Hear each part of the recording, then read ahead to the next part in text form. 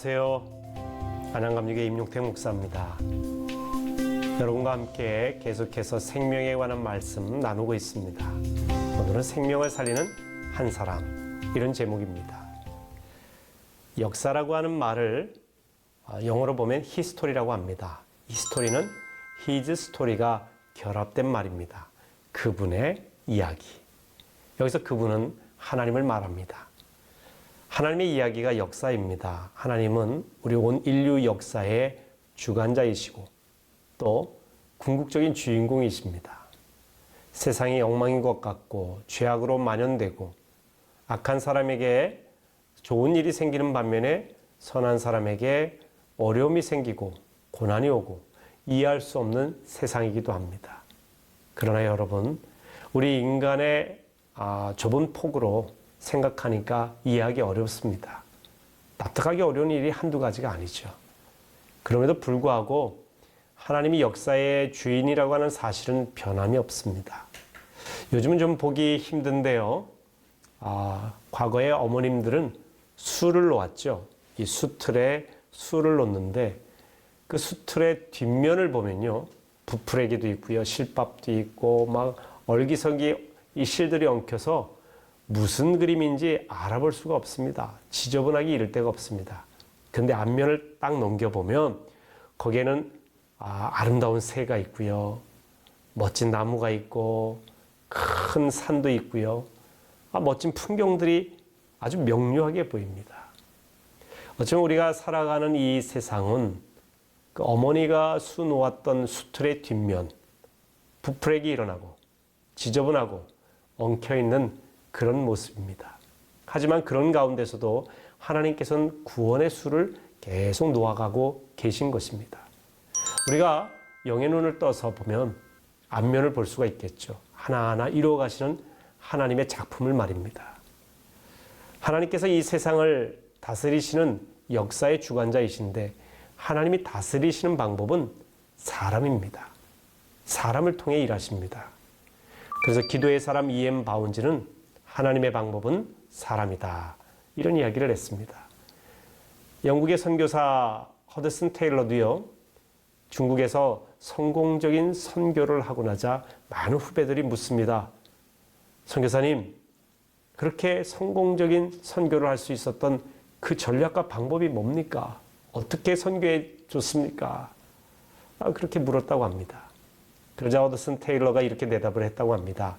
하나님은 어떤 방법, 기술로 일하시는 분이 아니라 사람을 통해 일하십니다.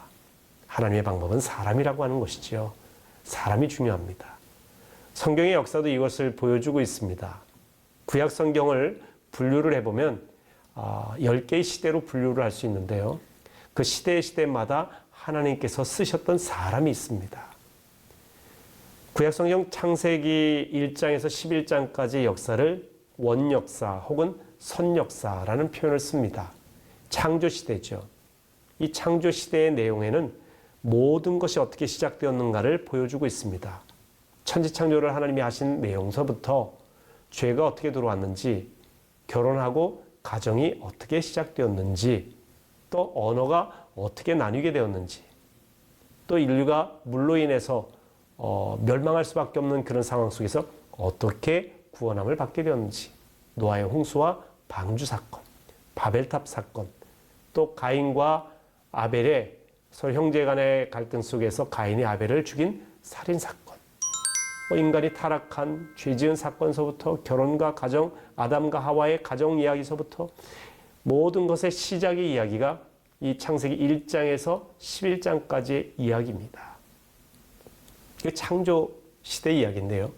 여기서는 아담과 하와, 노아와 같은 사람을 통해서 하나님께서 일하시는 모습을 볼 수가 있습니다. 그 다음에 창세기 12장에서 50장까지 족장 시대의 역사입니다. 이스라엘의 역사가 시작되는 것이죠. 아브라함을 통해서 하나님께서 이스라엘의 조상을 삼으시고 그 다음 이삭, 또 야곱, 12형제, 그 중에서도 요셉을 통해서 하나님의 뜻을 이루어갑니다. 족장 시대의 이야기입니다. 역시 여기서도 사람을 통해서 일하십니다. 그 이후에 출애굽과 광야 시대가 등장하게 됩니다. 이스라엘 백성들이 애굽 땅에서 살면서 노예가 되지 않습니까? 이 요셉 시대에 그의 아버지 야곱과 형제들이 다 애굽 땅으로 이주를 해서 처음에는 잘 살았어요. 요셉이 국무총리였기 때문에 아주 잘 대해줬고요. 하지만 나중에 요셉을 모르는 왕이 등장을 하면서 400여 년 동안 이스라엘 백성들이 노예 생활하다가 모세라고 하는 지도자를 통해서 애굽을 탈출하여 출애굽하여 광야를 거쳐 가나안 땅까지 가게 됩니다. 이것이 출애굽 광야 시대인데 이때의 주요 인물은 누구겠습니까? 바로 모세죠. 그것이 출애굽기, 레위기, 민수기, 신명기 이런 성경의 내용이 되겠습니다. 그리고 그 다음 내용이 정복시대 이야기입니다. 가나안 땅을 정복하는 이야기입니다. 하나님께서는 약속하신 땅이지만 한순간에 다 주시지 않고요. 하나하나 차근차근 그들이 그림을 그려가며 땅을 하나씩 정복해 가게 하시고 정착해 하시는 역사가 바로 여호수아서의 이야기입니다. 여기서의 핵심적인 인물은 여호수아, 그리고 또 한 사람 있죠. 이산지를 내게 주소서, 갈렙이라고 하는 인물입니다. 이런 분들을 통해서 하나님의 역사를 이어가십니다. 근데 이 여호수아 시대까지는 괜찮았는데 이제 그 다음 시대가 정복시대 이후에 사사시대가 등장합니다. 이 사사시대는 이스라엘 백성들이 여호수아로 하여금 하나님께서 나와 내 집은 오직 여호와만 섬기겠다. 세겜 땅에서 이렇게 고백을 하지 않습니까? 여호수아 마지막 부분에 보면 백성들도 여호수아 따라서 그렇게 하겠다고 이방신들을 버리겠다고 약속을 합니다. 문제는 그 다음 세대예요.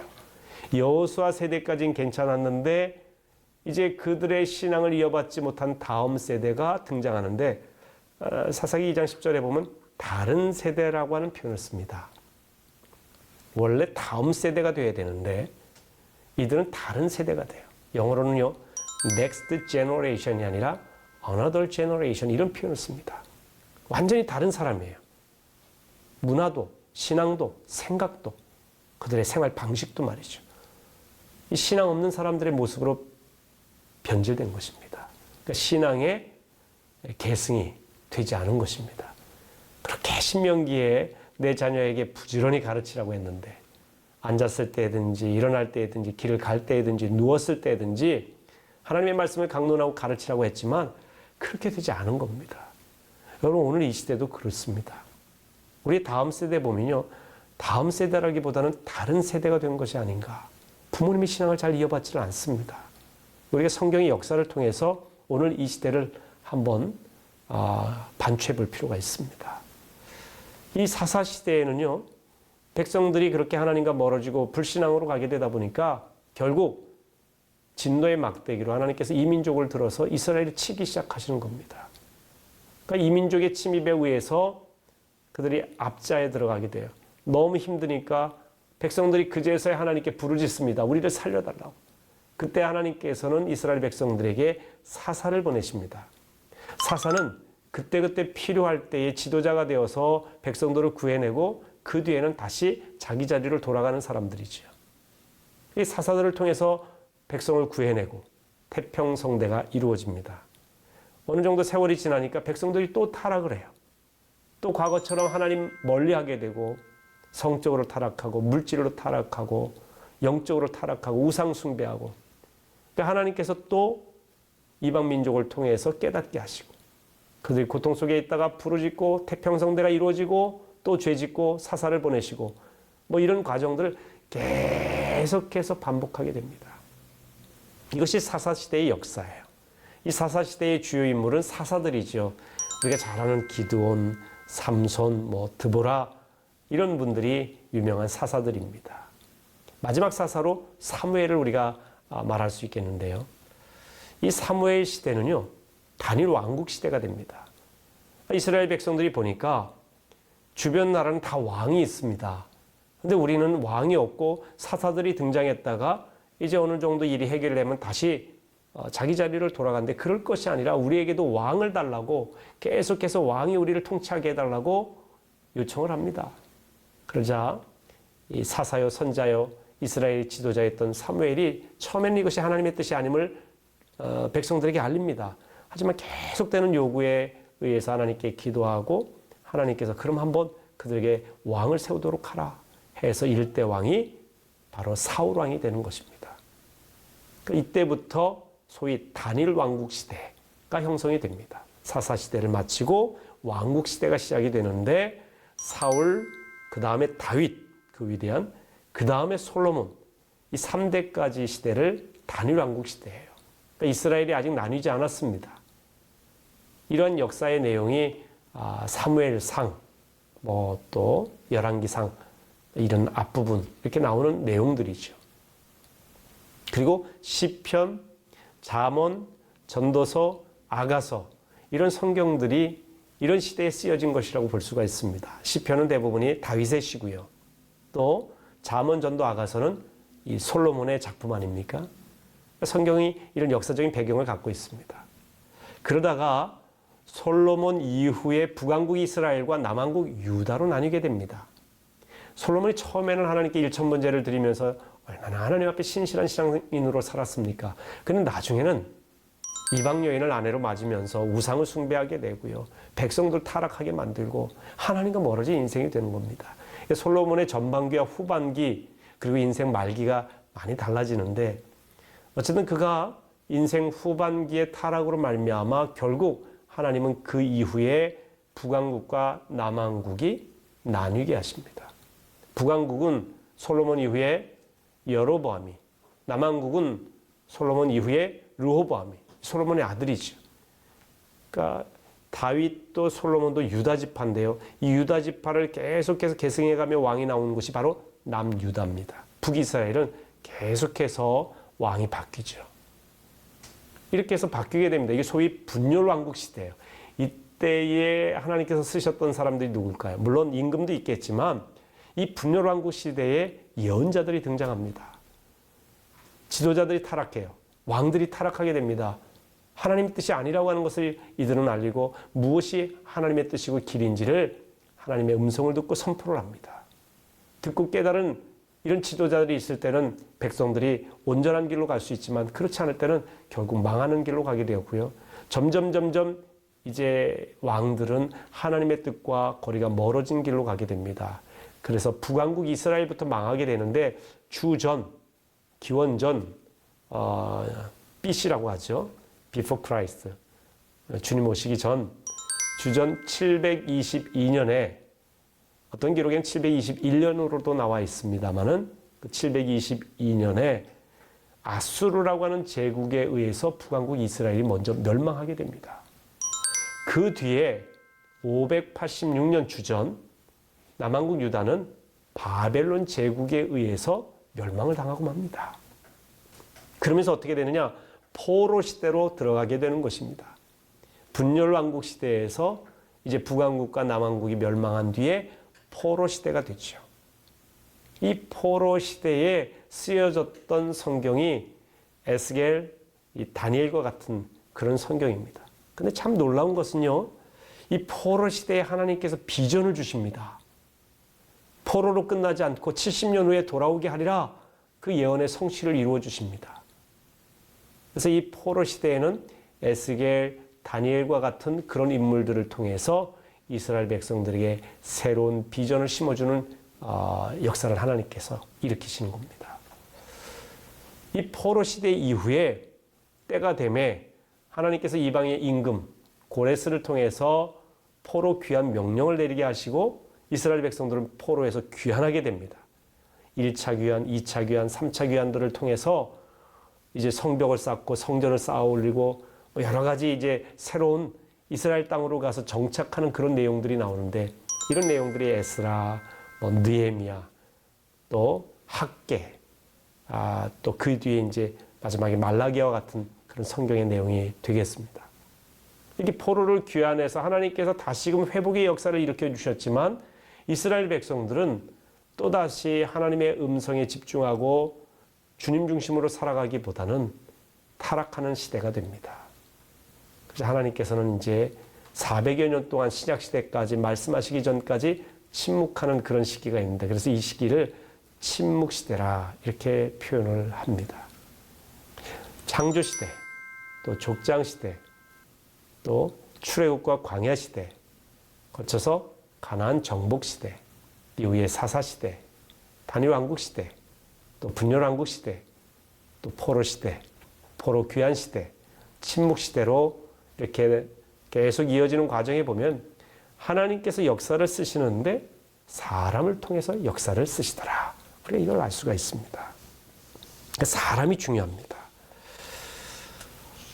세계 역사 가운데도요, 이 사람이 얼마나 중요한지 알 수 있습니다. 그것도 한 사람이 얼마나 중요한지. 여러분, 1776년 미국에서 공용어를 결정하는데요. 독일어로 할 것이냐, 영어로 할 것이냐를 투표를 했습니다. 한 표 차로 영어로 하기로 결정이 된 거예요. 그래서 오늘 이 전 세계적으로 영어가 쓰이게 된 것은요, 그때의 그 한 표가 결정한 겁니다. 한 표가 얼마나 중요한지 몰라요. 1756년 1월 27일 세계적인 음악가 한 사람이 태어납니다. 오스트리아의 모차르트, 짤즈부르크라고 하는 도시에 모차르트가 탄생합니다. 저는 몇 년 전에 이 짤즈부르크를 방문한 일이 있습니다. 온통 모차르트 천지입니다. 뭐 초콜릿, 책받침, 노트, 볼펜, 장난감, 뭐 옷, 그다음에 뭐 모차르트 성, 모차르트 인형, 온통 모차르트예요. 그 도시에 사는 분들은 이런 이야기를 합니다. 짤즈부르크는 모차르트가 먹여 살린 도시다. 그러니까 한 사람이 도시를 전체를 먹여 살린 겁니다. 그런데 비엔나에 제가 오니까 비엔나에 계신 분은 모차르트는 짤즈부르크만 먹여 살린 게 아니라 오스트리아, 더 나아가서 유럽을 먹여 살린 분입니다. 그런 이야기를 하더라고요. 이 음악가 한 분의 영향력이 이렇게 큰 것입니다. 1923년 역사적으로 아주 큰 사건이 일어납니다. 8월 23일인데요, 정확히. 독일의 히틀러가 나치당의 당수가 되는 날입니다. 그런데 한 표 차로 됩니다. 한 표 차로 당선된 히틀러가 나중엔 600만 명의 유대인을 학살하는 이 세계적인, 어떻게 보면 악당이 된 것이죠. 한 표 차입니다. 1928년에는 알렉산더 플레밍이 페니실린, 항생제죠. 이걸 발견하게 돼요. 19세기 인류의 수명을 19세기에는 인류의 평균 수명이 37세였는데요. 이 페니실린이 발견된 이후에 20세기 수명이 70세로 늘어났어요. 거의 배가 늘어난 겁니다. 이 한 사람이 발견한 이 페니실린 항생제 때문에 사람들의 생명이 엄청나게 그 수명이 늘어난 겁니다. 1947년도에는 스포츠 역사를 새롭게 쓴 해입니다. 미국의 메이저리그 야구 역사상 최초의 흑인 선수 제키 로빈슨이 등장한 해입니다. 정확히 4월 15일입니다. 그래서 오늘날도 4월 15일을 제키 로빈슨 데이로 지키고 있는 사람들이 있습니다. 그는 흑인 선수였는데요. 백인들의 잔치였던 메이저리그에 최초로 흑인 선수로 등장했습니다. 처음에 어려움이 많았습니다. 욕설도 많았고요. 협박 전화도 많았고. 백인들의 잔치에 감히 흑인이 등장해 하는 이런 무시하는 얘기가 얼마나 많았는지 모릅니다.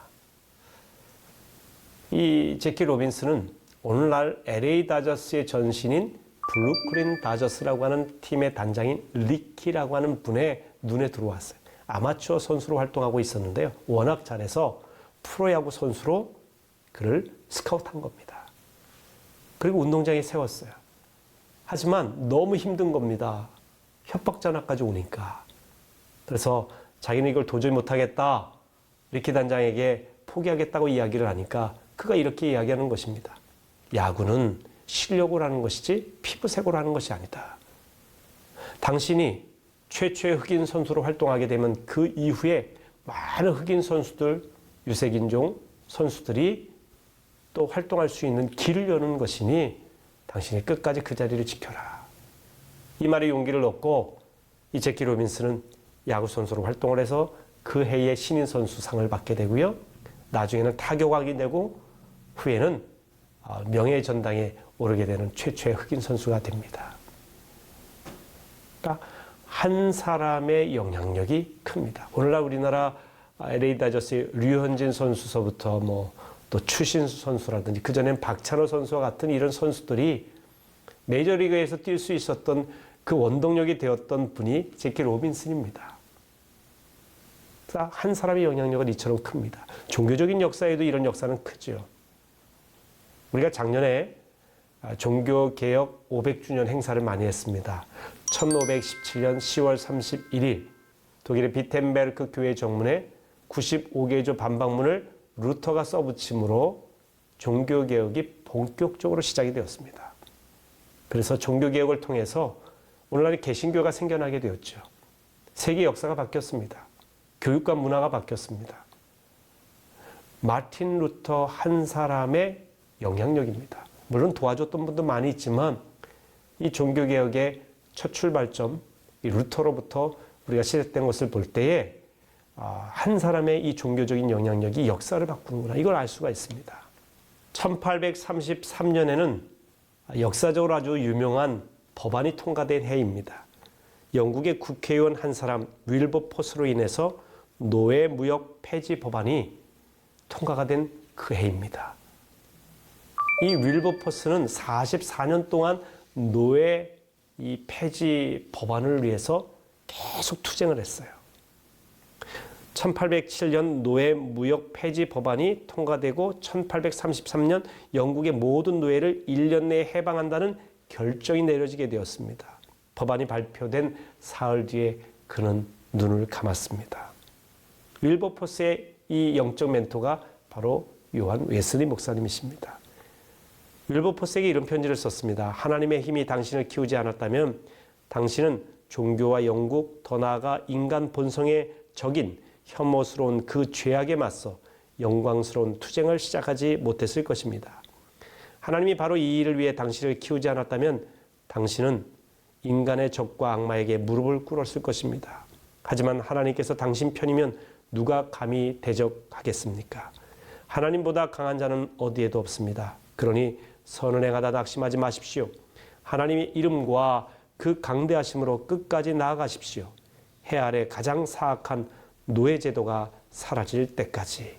당신의 친애하는 종 요한 웨슬리.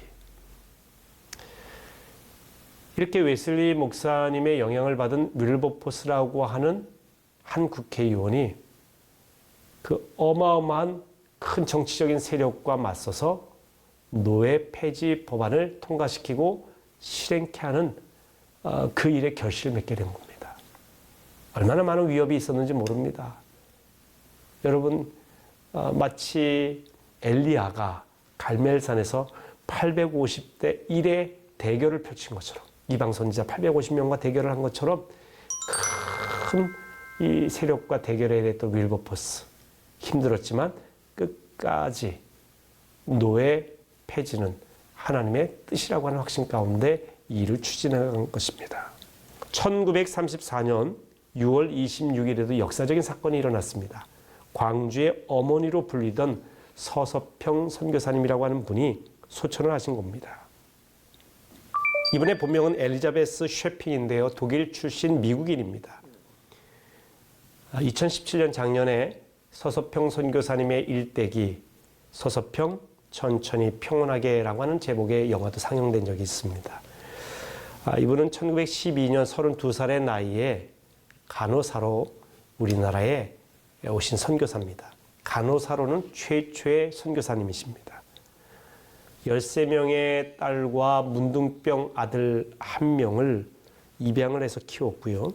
최초의 여자 신학교인 이일학교를 광주에 설립을 했습니다. 이것이 오늘날 한일 장신대죠. 대한간호협회를 설립했고 평생 가난하게 살면서 여성들과 가난한 이웃을 돌보신 분입니다. 특히 한센병 환자들의 삶의 터전을 마련하기 위해서 노력을 했고요. 오늘날 소록도에 그 터전이 마련하게 된 것도 바로 이 서서평 선교사님의 큰 공입니다. 근데 그분이 영양실조로 세상을 떠났어요. 그가 마지막 남긴 말은 성공이 아니라 섬김입니다. 바로 이것이 그의 유언입니다. 서서평 선교사님의 장례식에는 이 광주 시민들이 얼마나 많이 참여했는지 모릅니다. 그를 애도했고요. 신문에도 그의 장례식 소식이 실리기도 했습니다. 나약해 보이는 한 여성의 힘으로 도시를 변화시켰어요. 오늘날까지 역사를 이어가면서 감동을 주는 삶이었습니다. 한 사람의 영향력입니다. 저는 몇 해 전에 나무를 심은 사람이라고 하는 장지연호의 책을 보면서 한 사람이 매일 도토리나무 100그루를 심으니까 완전히 이 헐벗었던 그 산이 숲이 되는 이야기를 읽으면서 감동을 받았습니다. 프랑스 남부 프로방스라고 하는 지역이 실제로 이 엘제아르 부피에라는 사람의 이 나무 심는 일로 인해서 숲이 되고 또 시내가 흐르게 되고 새들이 날아오르게 되고 사람들이 이주하면서 마을이 형성된 겁니다. 10,000명이 넘는 사람들이 함께 살게 되었다고 합니다. 이 한 사람의 나무 심기로 말미암아 그렇게 된 것입니다. 여러분, 한 사람의 힘은 위대합니다. 한 사람이 숲을 만들기도 하고요. 한 사람이 도시를 살리기도 하고 한 사람이 세상을 구원하고 한 사람이 역사를 바꾸고요. 한 사람이 수많은 생명을 주께로 인도하기도 합니다. 그래서 하나님은 한 사람을 찾으십니다. 어떤 한 사람을 찾으시느냐? 예레미야 5장 1절에 보니까 이렇게 되어 있어요. 너희는 예루살렘 거리로 빨리 다니며 그 넓은 거리에서 찾아보고 알라. 너희가 만일 정의를 행하며 진리를 구하는 자를 한 사람이라도 찾으면 내가 이 성읍을 용서하리라. 예루살렘에서 정의를 행하며 진리를 구하는 사람 한 사람만 찾으면 멸망시키기로 작정했던 예루살렘 성을 구원하리라고 하는 말씀입니다. 한 사람만 있으면 나라가 구원받는다는 이야기죠. 이 말씀이 나오게 된 배경이 있습니다. 이스라엘의 1대 사울왕, 2대 다윗왕, 3대 솔로몬 왕에 대해서 이야기를 했습니다. 그러다가 북왕국 이스라엘과 남왕국 유다로 갈리게 되었고 이제 이스라엘 북왕국 이스라엘이 먼저 멸망하게 되었어요. 아수르에 의해서. 그리고 남왕국도 바벨론에 의해서 멸망당할 즈음에 당하기 전에 하나님께서 예레미야 선지자를 통해서 백성들에게 말씀하신 겁니다. 정의를 행하며 진리를 구하는 한 사람만 있으면 내가 나라를 구하겠으니 그 사람 찾아라. 그런 말씀입니다. 얼마나 그 시대가 타락했는지 아시겠죠. 여러분, 나라가 망하고요, 공동체가 무너지는 것은 죄인이 많아서가 아닙니다. 하나님 앞에 바로 선 한 사람, 의인 10사람, 그 사람이 없기 때문에 멸망하는 것입니다. 그렇기 때문에 우리는요, 어떤 세상의 문제와 타락 때문에 누구를 탓할 것이 아니라 나 한 사람이 먼저 하나님 앞에 바로 서 있는가를 돌아보는 것이 중요합니다. 나는 과연 정의를 행하며 진리를 구하는 그 한 사람인가? 세번역으로 보니까 바르게 일하고 진실하게 살려는 한 사람, 그렇게 돼 있고요. 공동번역에는 바르게 살며 신용을 지키는 한 사람이라고 돼 있습니다.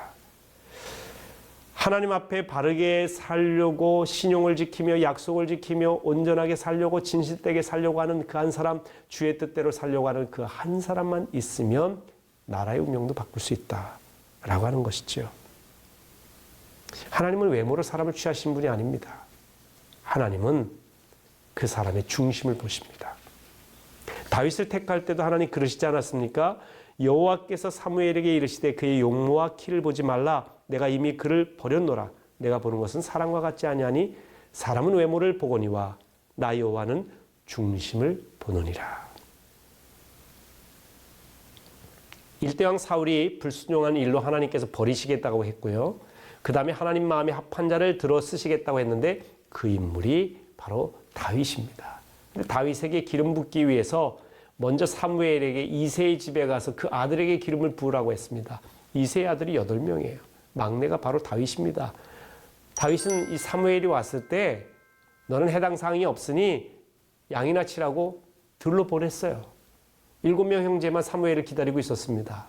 첫째, 엘리압에게 기름을 부으려고 하니까, 왜냐하면 키도 크고요, 첫째고 준수하고, 누가 봐도 이 영적인 지도자 사무엘이 보기에도 바로 이 아들이 하나님께서 택하신 왕이구나 라고 생각이 들 정도로 외모가 출중했어요. 근데 하나님은 아니시라는 거죠. 난 외모로 사람 취하지 않는다.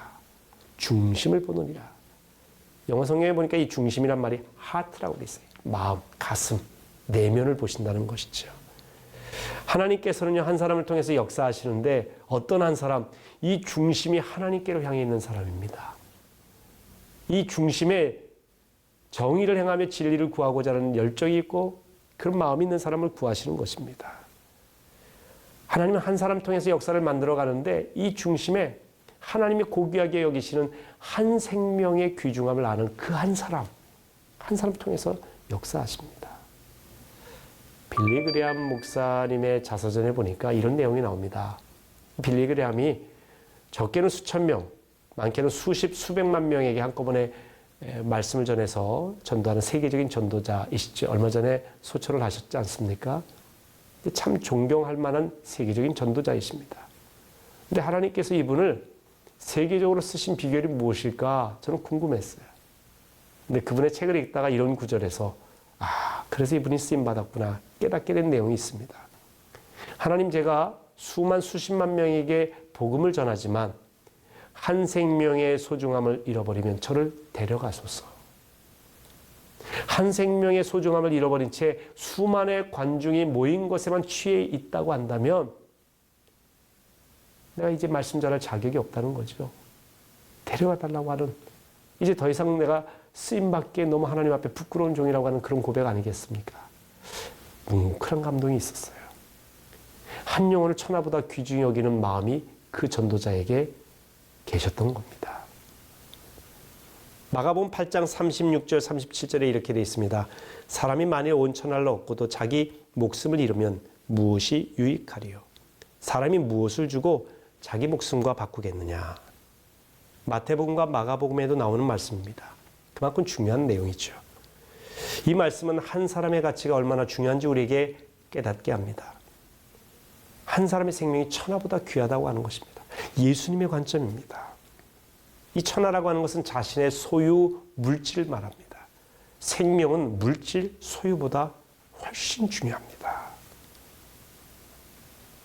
창세기를 보면 하나님이 다른 피조물을 창조하실 때 말씀으로 그냥 창조하시는데 끝났습니다. 근데 인간을 창조하실 때는 특별히 직접 빚어서 만드셨습니다.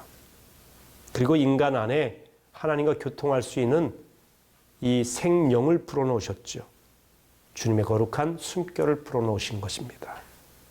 그런데 인간이 죄를 지어 타락하면서 이 하나님 안에서 발견되는 생명의 가치를 잃어버리고 살아가게 된 것입니다. 하나님과 분리되니 내가 사랑받은 하나님의 자녀라고 하는 정체성도 잃어버리고 살아가게 되는 것입니다. 생명의 가치, 소중함을 잃어버리게 된 것입니다. 그래서 타락하게 되고 사람을 때리고 죽이고 자신의 소유 때문에 사람을 이용하게 되고 그런 이 죄악된 모습을 우리가 갖게 된 것입니다. 에릭 프롬이라고 하는 사회학자는 소유냐 존재냐라고 하는 책에서 인간은 소유를 위해서 많이 살아가지만 정작 중요한 것은 존재라고 이야기를 합니다. 존재 자체가 귀하다고 하는 것입니다.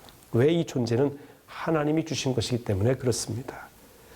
근데 오늘 많은 사람들이 이 존재보다요, 사람의 가치보다 사람이 취한 그 무엇, 상품, 얻은 것, 그것을 더 귀하게 볼 때가 많이 있습니다. 그리고 모든 걸 물질로 자꾸 환산합니다. 가끔 가다가 스포츠 스타들의 연봉이 얼마냐, 몸값이 얼마냐 이런 이야기를 하는데 저는 그 이야기를 들을 때마다 참 거북합니다. 몸값이라뇨. 그리고 사람이 받는 연봉이 어떻게 그 사람의 존재의 가치를 규정하겠습니까? 근데 자꾸 언론은 마치 그 사람이 받는 연봉이 그 사람인 양 이야기를 합니다. 연봉이 적으면 그 사람의 가치가 적은 듯이 이야기되기도 합니다. 그 사람의 연봉이 대단하면 대단한 인물로 대서특필합니다. 이것은 성경적인 가치관은 아닙니다. 사람은 작품입니다. 상품이 아닙니다. 상품은 서로 비교해서 좋다 나쁘다 이야기하죠. 작품은 그 작품을 만드신 분이 누구냐에 따라 가치가 결정되는 것입니다. 인간의 가치는 내가 받는 연봉, 나의 외모, 여기에 따라서 가치가 결정되는 것이 아니라 하나님이 만드셨다고 하는 위대한 가치가 있기 때문에 인간은 누구나 작품입니다. 그래서 인간은 누구나 그 한 사람이 천하보다 귀한 존재인 것입니다. 피카소의 작품이 위대하죠. 그리고 가격으로 환산할 수 없을 정도로 어마어마한 가치를 갖고 있습니다. 이 피카소의 작품 중에 황소머리라고 하는 작품이 있는데요. 이 황소머리라는 작품은 어느 날 피카소가 길을 가다가 못 쓰는 자전거를 보고 거기서 황소머리를 생각해냅니다. 안장을 떼어서 세우니까, 거꾸로 세우니까 이것이 황소의 얼굴이 되죠. 그리고 핸들을 떼어서 이 안장에다 붙이니까 머리가 되어서 이게 황소 머리예요. 여러분, 1943년 이 작품이요, 50년 후에 한 경매장에서요, 무려 300억 가까이 되는 이 돈으로 거래가 되었다고 합니다. 뭐 돈을 많이 받았다, 뭐 이런 이야기를 하려고 하는 것이 아니라, 아니, 못 쓰는 자전거가 피카소라고 하는 예술가의 손을 거치니까 어마어마한 가치를 지니게 되었어요. 요즘은요, 1,000억을 주고도 못 산다고 합니다. 여러분, 길을 가시다가 못 쓰는 자전거 잘 보세요. 안장 떼고 핸들 떼서 딱 붙이면 피카소 작품보다 더 멋진 작품을 여러분 만드실 수도 있을런지 모릅니다. 하지만 누구도 안 살 겁니다. 왜? 그건 피카소의 작품이 아닙니다. 그러니까 누가 만들었느냐가 중요하죠. 여러분이 때로는 내가 부족하고 못생기고 연약하고 실력 없고 가난하고 부정적으로 스스로 생각하실 수 있을런지 모릅니다. 다른 사람과 자꾸 비교하게 되죠. 여러분, 비교는요, 비참해지거나 교만해지는 게 비교의 이 약자가 바로 비교입니다. 남보다 내가 못하면 비참해지고요, 남보다 좀 잘났다면 교만해지는 거예요. 열등감과 우월감을 생산해내는 것이 비교입니다. 이 비교는 상품이 나는 겁니다. 우리는 작품이에요. 비교하지 않습니다. 우리를 만드신 하나님 앞에서 우리는 존귀한 존재다 라고 하는 깨달음을 가져야 됩니다. 한 사람의 이 소중함, 내 존재의 소중함을 알게 되면 내 이웃의 생명이 얼마나 존귀한지를 알게 됩니다. 그래서 성경은 내 이웃 사랑하기를 내 몸과 같이 사랑하라 이렇게 말씀하시지 않습니까? 그러니까 나의 존재의 귀중함, 천하보다 귀한 나의 존재를 알 때 이웃을 진정으로 사랑하게 된다고 하는 그런 이야기입니다. 그렇기 때문에 자기 자신이나 남을 멸시하는 것은 결코 성경적이지도 않고요, 예수님의 생각도 아닙니다. 여러분의 생명은 사실 여러분 것이 아닙니다. 하나님의 작품이에요. 하나님의 소유예요. 내 마음대로 할 수 있는 것이 아닙니다. 여러분의 자녀도 여러분의 소유가 아닙니다. 내 자녀를 함부로 해서도 안 됩니다. 함부로 폭력을 행사해서도 안 되는 것이고요. 물론 내 생명도 궁극적으로 내 것이 아닙니다. 그래서 내 인생에 있어서 힘들고 어렵다고 해서 스스로 내 목숨 끊는 것 결코 하나님 뜻이 아닙니다. 한 생명의 가치는 물질로 환산할 수가 없습니다. 고귀한 생명입니다. 우리의 생명을 세 가지로 이렇게 말씀드릴 수 있는데요. 태생이 있고 인생이 있고 영생이 있다.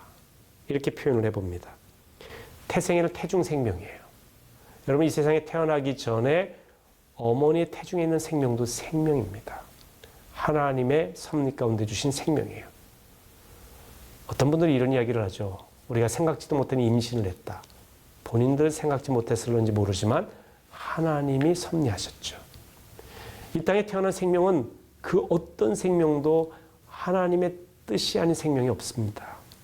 하늘에 나는 참새도요, 하나님의 뜻이 아니면 떨어지지 않는다고 그러지 않습니까? 하물며 생명이겠습니까? 그 모든 태생이 귀하죠. 그래서 태교도 하지 않습니까? 태어난 인생 얼마나 귀합니까? 그리고 이 인생이 예수를 믿어 거듭나 영생 얻는 생명이 된다고 하는 것 얼마나 가치 있고 귀합니까? 말로 형언할 수가 없는 것이지요.